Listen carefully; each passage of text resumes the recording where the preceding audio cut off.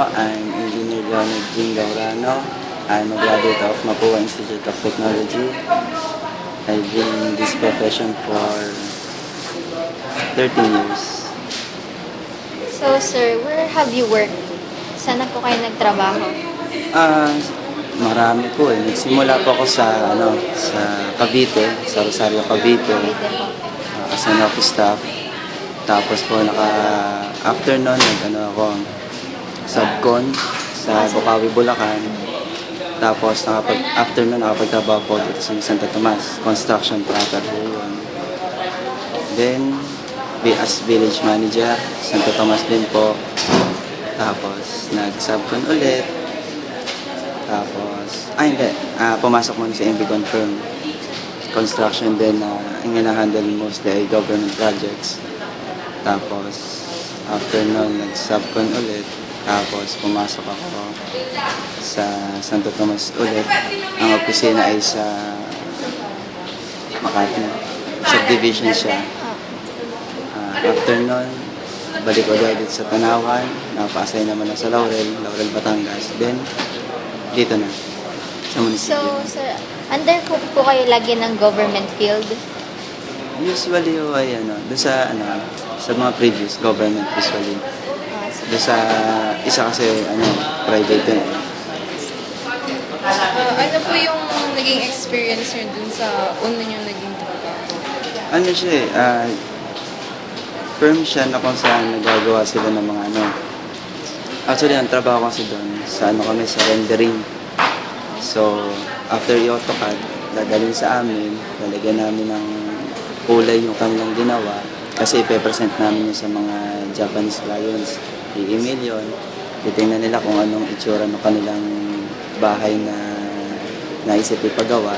Kasi para sa mga prefabricated na bahay. Yung materials niya, parang prefab na binubuo na lang. Then, after tingnan kung hindi sila satisfied kasi sa daming pamimilihan, yun, pinapabago sa amin, send namin, asap yun, pasok yun. Paano nyo naman po nagamit ang psikolohiya po sa inyong pagtatrabaho? Usually kasi nakikipag-communicate kami sa iba't ibang levels ng tao. From layman to high profile na tao. So, syempre, yung pagdating sa behavior, ina-adjust namin sarili namin. Kailangan marunong kami mag-adapt sa kung ano yung mga nasa paligid. Actually, start ko pa lang dito. So, kung mapapansin nyo, ang unang behavior ng ganyan, tahimik, kinakapa ang mga tao sa paligid.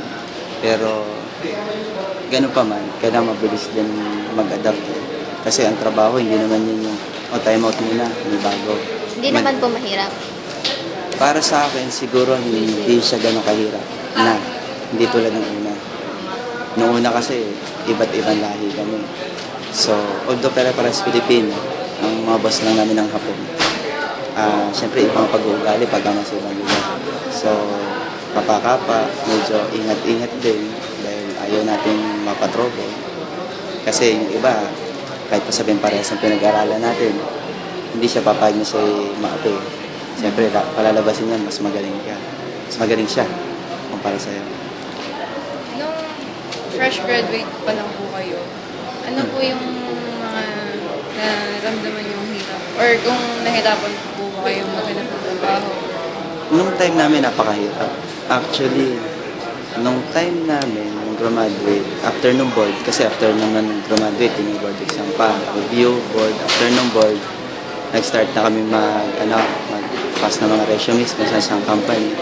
Nung time na yun, hindi ganun kadali talaga maghanap ng trabaho. Kasi ang click nung time na yun is mga call centers.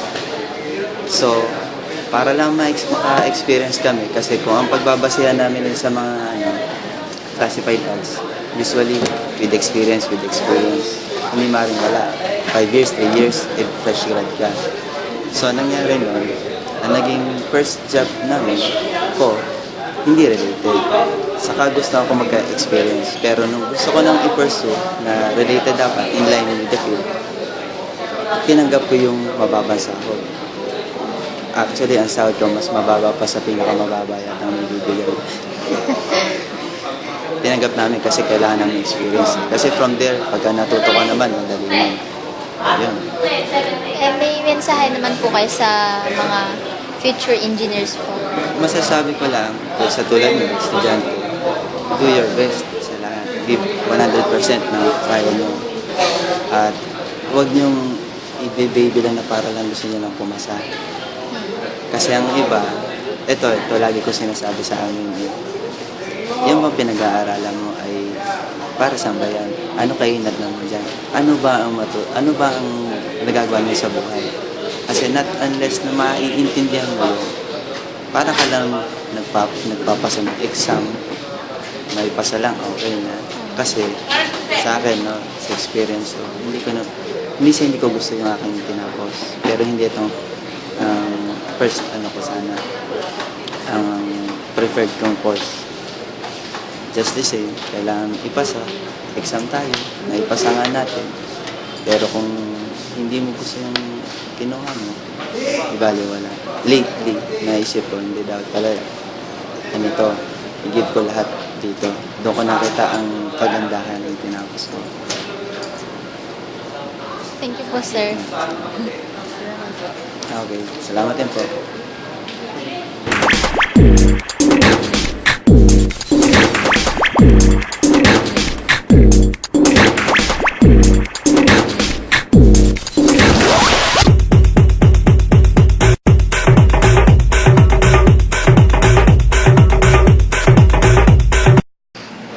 Tapos ako ng electrical 1976 license.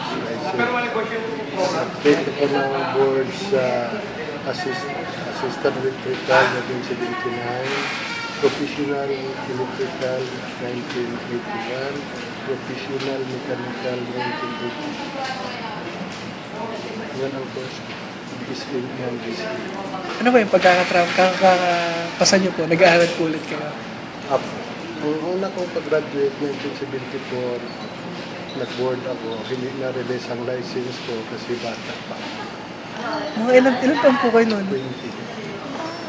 Ngayon, nirelease ang board exam ko at the age of 21 habang nag-aral ako ng 25. Hindi accelerated po kayo ng ano? Apo, panalay. So, nung na-release ang board exam ko sa mechanical, kasalukuyang nag-aaral ako ng electrical, tinapos ko na rin electrical. Nag-take na rin ako lang. Sabay, nung nag-graduate ako, nagtrabaho ako sa PICO bilang supervisor sa heavy equipment. 3 years ako doon, nag-abroad na ako. Ngayon lang ako dito, 3 buwan ako. Kakabali po, ngayon lang po kayo nakapag-trabaho dito po sa City Hall. Sa Pilipinas, nagka-siyang na taon. Ito ngayon, March, April, pag-apat niyo. Galing ako Singapore. Ang experience ko naman, bilang professional engineer o manager sa abroad, bilang project manager sa mga refinery, oil refinery, power plant, yan ang mga project.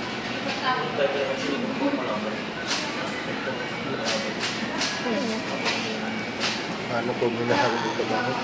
Ah, Minahal kong trabaho ko, profession din. Naghihirapan din. nagamit niyo po ba yung psikolohiya po sa trabaho niyo, yung psychology po? Kasama yan, hindi mawawala ang psychology sa trabaho. Una, ang makina hindi magsalita. Kailangan malakas ang kurintihin magsalita. Kukurintihin ka lang. Kaya malakas ang psychology mo.